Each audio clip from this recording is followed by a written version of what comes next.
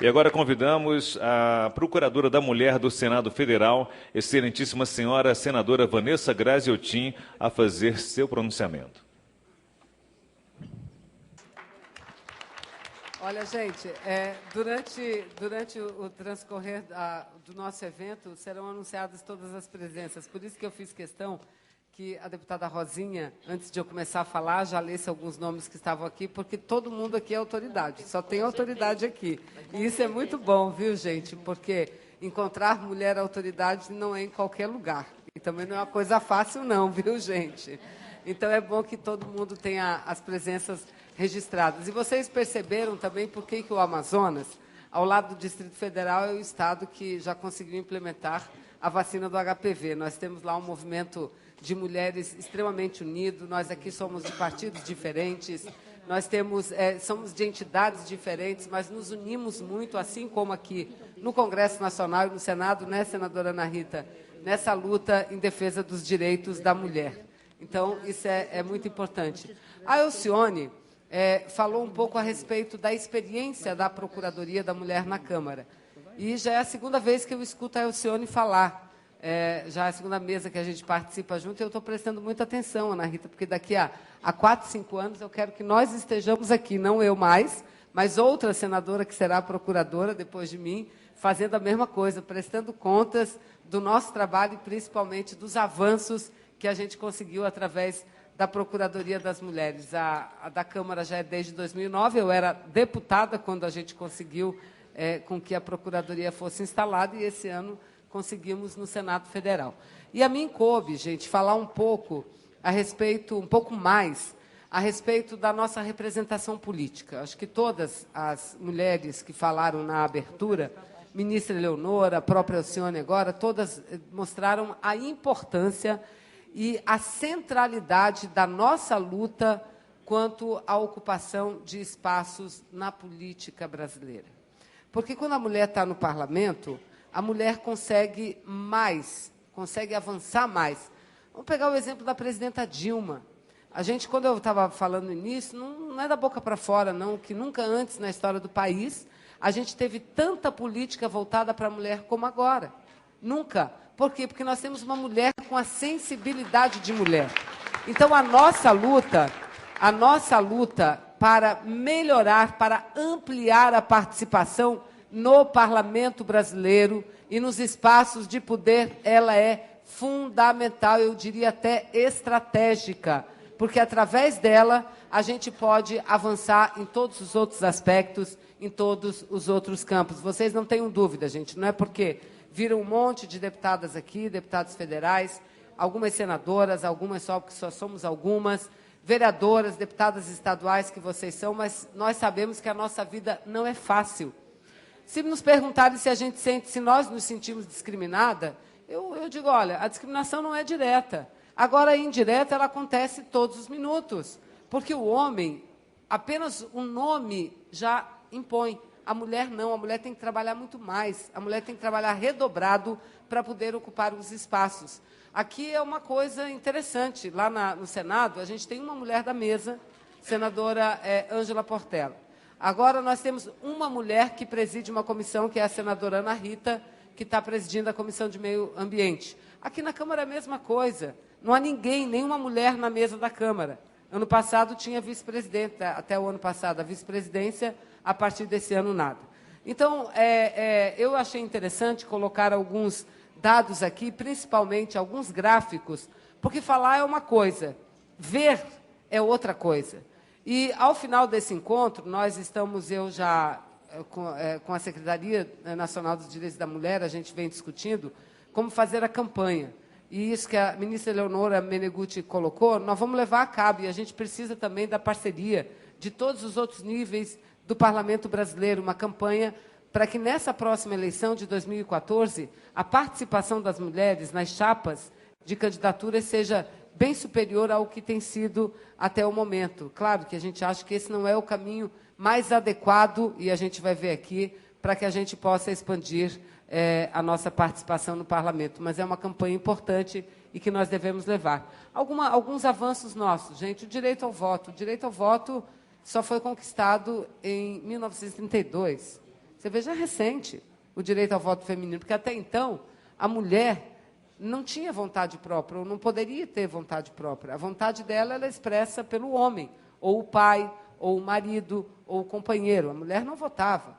E antes era pior ainda, porque antes só votavam os proprietários, aqueles que tinham bens. Quem não tinha bens não votava. Essa é a sociedade de classe que nós vivemos. Aí mudou, todo mundo passou a ter o direito ao voto, mas todo mundo quem? Todo mundo do sexo masculino. Nós, mulheres, só passamos a ter o direito ao voto em 1932, e isso só ocorreu por conta de muita luta, não foi fácil, no Brasil e no mundo inteiro. Eu quero registrar aqui a presença, a chegada da primeira-dama, a Ilza. Muito obrigada. Chegou aqui a primeira-dama aqui do Distrito Federal. Muito obrigada, Ilza, pela presença.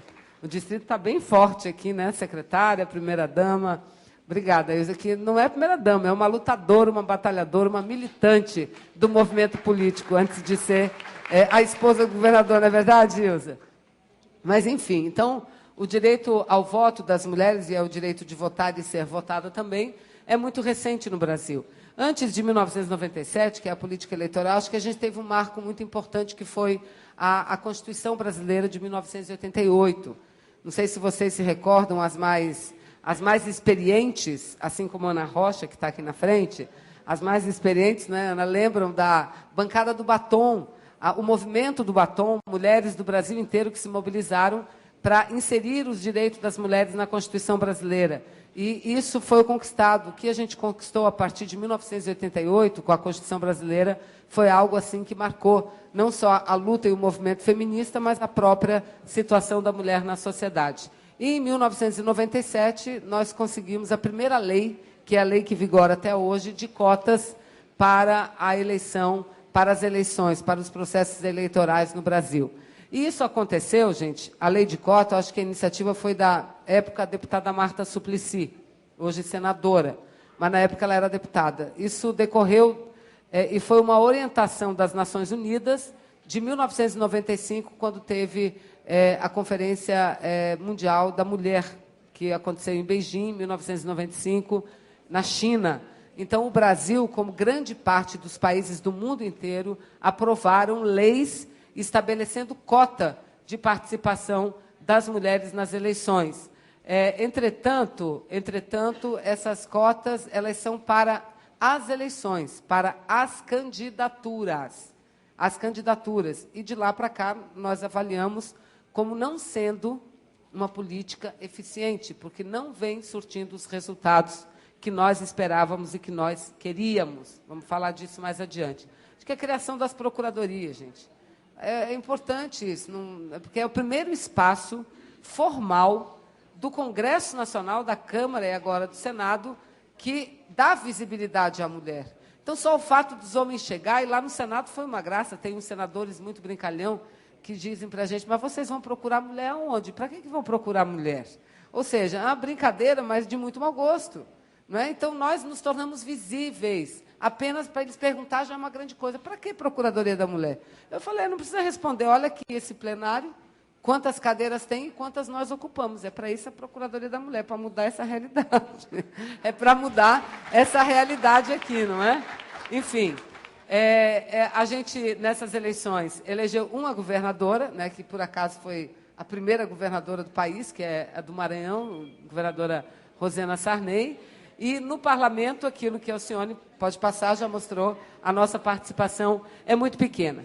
Olha aqui, gente, aqui nós temos um gráfico que foi produzido pela União Interparlamentar. Esse gráfico mostra a evolução desde 85 para cá, ou seja, desde que as Nações Unidas tomou aquela decisão seguida pelos países do mundo inteiro de adotar a política de cotas. Né? Então, como é que evoluiu a participação das mulheres no parlamento? E vocês percebem que as Américas, né, ganham um pouco da Europa. Nós ganhamos da Europa. Então, as Américas têm uma participação melhor, muito próxima da Europa, seguida da Europa, depois a África, Ásia, Pacífico e Equador. Agora, mas o que é importante nesse gráfico não é saber que a América tem a participação melhor, é olhar ali que participação é. Vocês enxergam qual é o percentual? Dá para enxergar qual é o percentual? Aqui. Dá para enxergar? Quanto? 22, 23%. Olha só. O melhor continente tem 22%. Mas na América só tem 22% de mulheres, é isso? É isso? Não, né? Então vamos ver o próximo. Pior ainda, vai só piorando agora.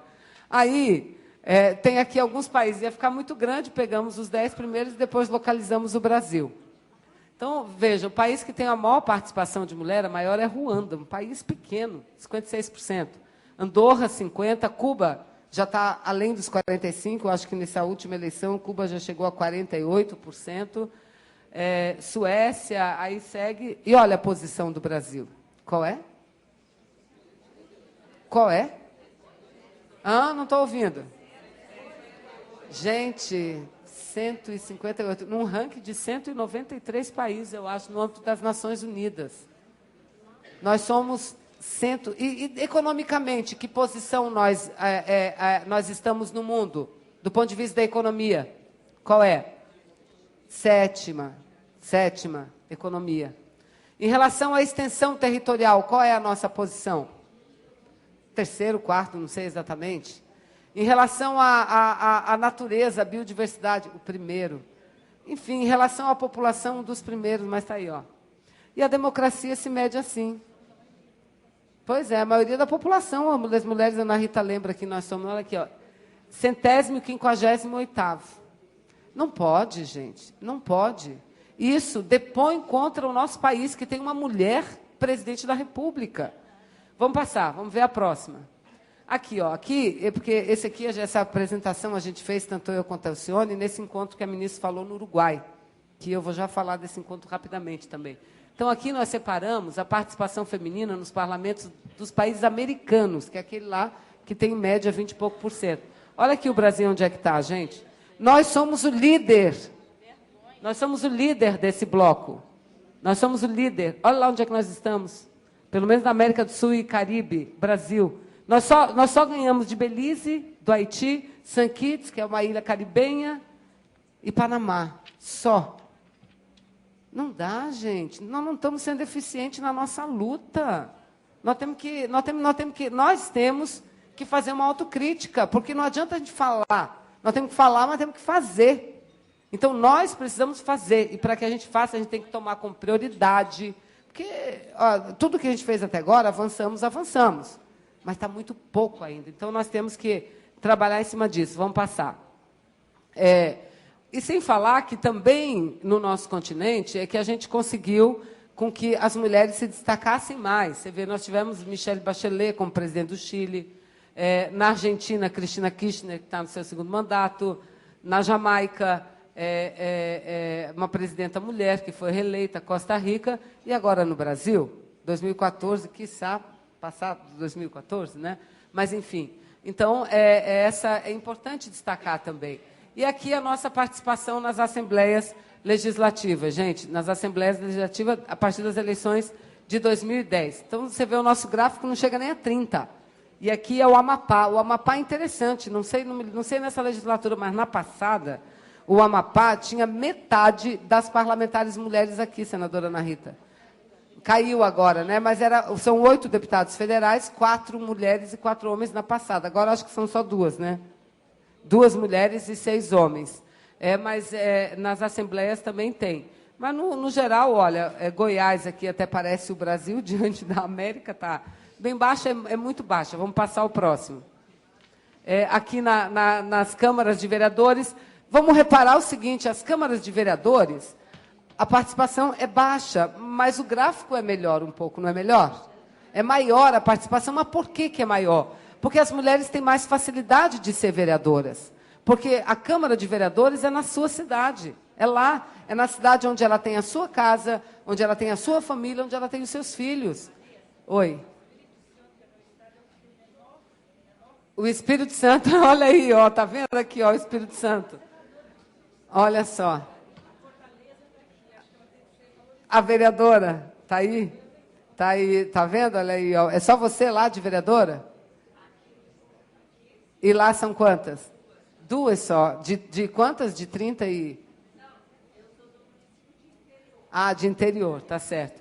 Mas, enfim, então vejam, gente, é que melhora mais. Por que aumenta um pouquinho mais? Pela facilidade, porque para a mulher, gente, fazer política é muito difícil. Porque isso aqui é o resultado. Agora, qual é a causa disso? Por que acontece isso? Essas perguntas que nós temos que responder. E nós já sabemos as respostas, nós conhecemos as respostas. Os homens acham que nós não temos interesse. Vai lá, chama eles aqui, pergunte deles. Vou fazer uma pesquisa. Por que acha que a mulher não está na política? Sabe o que eles respondem? Porque elas não querem. Porque eu abro o partido para elas e elas não vão para o partido, elas não têm interesse. Não é verdade, gente, não é verdade. A mulher não participa, primeiro, por questões culturais, históricas. Ou é o marido que não deixa, ou é o pai que não deixa. Não participam porque tem uma tripla jornada de trabalho, não tem tempo. Não tem tempo para participar, não é verdade? Então, a gente tem que promover mudanças no sentido de forçar essa evolução. Pode passar. Aqui, ó, só um exemplo, 12% e 8,7%. Aqui no nosso seminário, gente, hoje nós somos de 81 senadores, 8 senadoras que estão no exercício do mandato. Para cá passaram 5. Ah, mas as senadoras não foram? Não, a grande maioria das senadoras vieram. Tá, eu, Ana Rita, mas estava aqui. A senadora, passou a senadora Ângela, passou a senadora Lídice e a Lúcia Vânia estava aqui até há pouco. Faltaram quem? A Kátia, a Maria do Carmo, que está adoentada, acamada, a Kátia Abreu, e faltou a senadora Ana Amélia. Não, a Marta está licenciada, então nós só somos 8 em exercício. Né? Então, a maioria passou aqui, gente. Não pode uma casa com 81 ter 8 mulheres. Vamos passar. Bom, gente, então eu acho que aqui a reforma, como mudar o quadro? Vários caminhos são possíveis. Agora, tem um caminho que é o mais eficiente, que vem sendo utilizado no mundo inteiro. No mundo inteiro, gente, tem um caminho. E é esse o caminho que nós temos que perseguir. E nós não vamos alcançar essas mudanças se a gente não promover um grande processo de mobilização nacional, uma grande luta nacional, mas a luta mesmo organizada. E o nosso objetivo das procuradorias, da coordenação da bancada feminina na Câmara dos Deputados, da própria ministra, que já falou aqui, o nosso objetivo é fazer uma campanha nacional, não só para a próxima eleição, mas uma campanha nacional pela necessidade da reforma política, gente. Pela necessidade da reforma política. Por que a lei de cota é necessária ainda, não só de gênero, mas estamos aqui falando de gênero em todos os sentidos, lei de cota social, lei de cota para raça. Por quê? Porque os iguais não podem ser tratados de formas iguais. A democracia, os diferentes não podem ser tratados de forma igual. A democracia que trata diferentes de forma igual é deturpada, não é democracia. Então, você não pode exigir de alguém que tenha conhecimento de nível superior as mesmas respostas de quem é mal é alfabetizado. Você exige de cada um aquilo que o seu conhecimento pode dar, não é verdade? Então, tanto na questão social, hoje no Brasil, a gente vem evoluindo muito na política de cotas. Nas universidades, nós aprovamos a lei da cota social, tem a cota de raça, não é verdade? E isso vem mostrando, isso são leis não permanentes. E nem é uma questão de princípio, são leis temporais.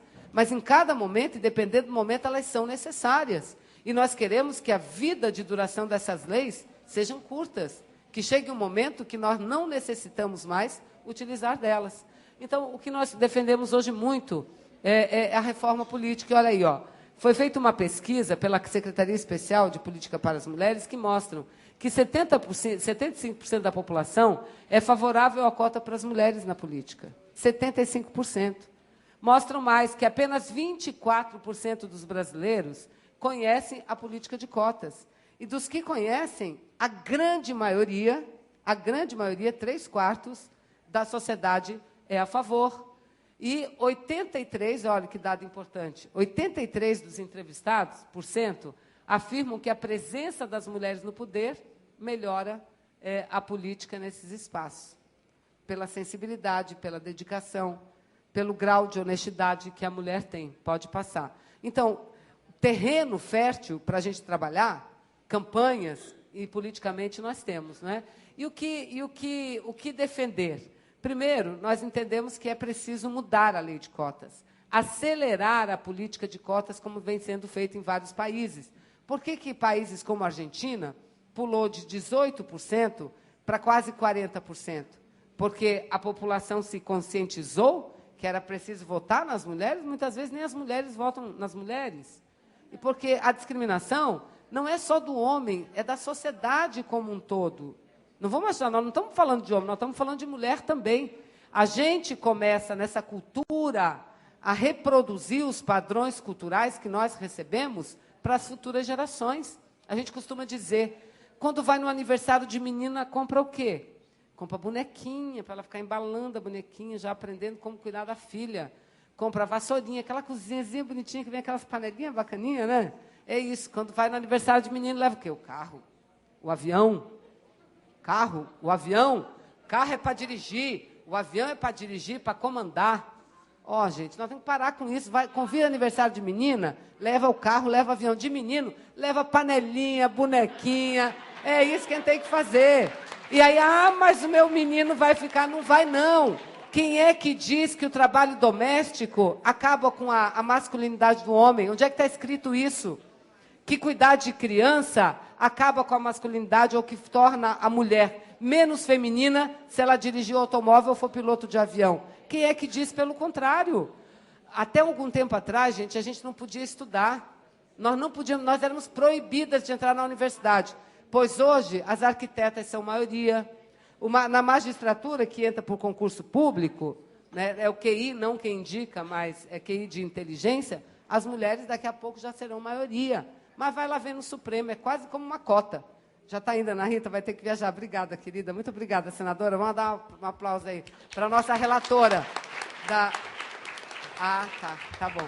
Então, onde é que diz isso? Então, essa cultura, e nós temos que trabalhar em todos os aspectos. No ambiente privado da nossa casa e no ambiente público da escola. Então, preparar professores, e a maioria são mulheres, é fundamental. Então, por isso que eu estou dizendo, a gente, dentro do poder, a gente consegue avançar muito nessa política de equidade em relação ao gênero, né? Então, temos que mudar a lei de cotas.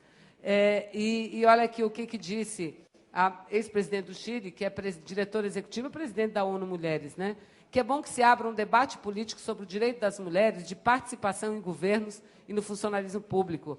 A democracia cresce com a participação profunda e igualitária das mulheres. Também a ONU Mulheres vai ajudar os movimentos de mulheres a trabalhar com parlamentos para alterar a legislação para incluir perspectivas de igualdade de gênero e apoiar leis de reformas eleitorais que facilitem a incorporação de mulheres como votantes e candidatas com a inclusão do sistema de cotas, não é? Então, veja, isso é uma coisa óbvia. Então, eu falava da Argentina. Por que passou? Porque mudou sua lei. E como é que os países têm feito as leis? Eles têm encontrado dois caminhos.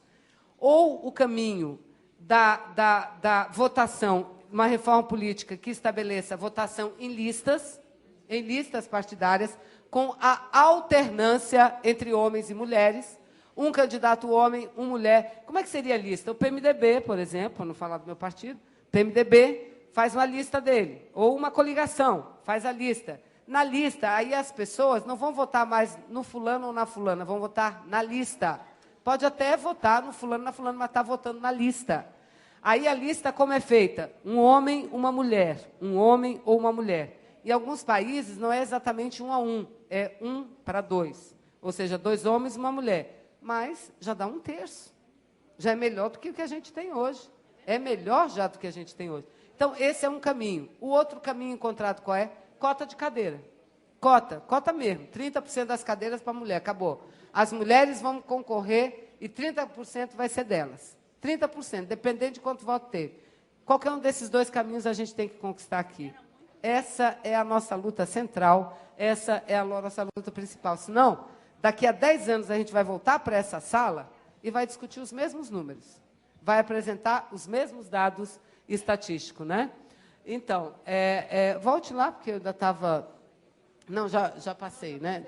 Isso. Então, essas listas pré-ordenadas, A maior participação nossa nos órgãos de direção partidária, espaços nas estruturas do parlamento, aí tem a PEC, que é uma prioridade da bancada, a PEC da Luísa Erundina, 590, que determina a obrigatoriedade da participação da mulher nas mesas diretoras da Câmara e do Senado. Isso é muito importante. Havia um projeto antigo meu, que quando eu saí daqui foi arquivado, nós reapresentamos, que é sanção pelo descumprimento da política de cotas atual. Não é? Nem essa os partidos querem. Nem essa os partidos querem. Imagina, os partidos que eu digo, os homens que dirigem os partidos. Pode passar. Acabou. Ó, tá vendo, gente? Acabou. Que pena, estava tão bom de falar. Então, nem essa eles querem. Eu, só para concluir, gente, quero concluir dizendo o seguinte, eu acho que a mensagem que a gente extrai disso é que, primeiro, todas essas estruturas de mulheres, assim como todas as entidades, estruturas, quando eu falo, são as secretarias, são esses órgãos no parlamento, como as entidades, elas existem pela nossa necessidade de construir uma sociedade mais democrática, de construir a democracia, porque nós não podemos imaginar democracia sem a participação da mulher. Uma sociedade que não permite a participação da mulher não pode ser considerada uma sociedade democrática. E uma sociedade como a nossa, um país como o nosso, que, repito, tem, em média, 8% das mulheres do parlamento, não é uma sociedade democrática. Então, eu acho que o que nós precisamos fazer, e aí a gente já poderia, Elcione, tirar como resultante desse nosso seminário, uma campanha nacional, com o mesmo slogan, com a mesma logomarca, com os mesmos dizeres, mas uma campanha agressiva. Não adianta colocar assim, queremos o maior espaço, não. Tem que dizer uma vergonha. Até quando vai permanecer? Até quando vai perdurar a vergonha? É isso que nós temos que fazer. Até quando vai perdurar a vergonha? E vamos botar somente um desses gráficos aqui, somente um. Coloca economia, qual é o Brasil, qual é a posição? População, qual é a posição? E aí vamos colocar a participação da mulher, qual é o percentual? Porque é assim que a gente precisa fazer. Ou nós fazemos isso, gente, ou sabe quando é que nós vamos aprovar a reforma política? Nunca. Nós que estamos aqui, quem vai votar a reforma política? Deputados e senadores. Gente, vira chacota. É impressionante, vira chacota. Quando a gente levanta esse negócio de cota de mulheres, eles fazem rir. Eles dizem, vocês querem o quê? Vocês querem o nosso espaço, espaço é nosso, vão concorrer com a gente. É não querer enxergar que nós não concorremos com eles, porque nós não temos os espaços e as aberturas que eles têm. Tá certo, gente? Então, eu acho que esse é um passo importante que a gente está dando. Eu agradeço a atenção de todos. Encerrada, senhoras e senhores, encerrada a presente mesa, passaremos diretamente à próxima mesa, tempo em que convidamos a deputada Lilian Sá para moderar e convidamos a senhora Olgamira Mância, secretária da Mulher do Distrito Federal, e a senhora Aparecida Gonçalves, secretária nacional de enfrentamento à violência contra as mulheres da Secretaria de Políticas das Mulheres da Presidência da República. Ângelo, antes de passar a palavra para a Lilian, que vai coordenar a próxima mesa, eu gostaria de agradecer a deputada Elcione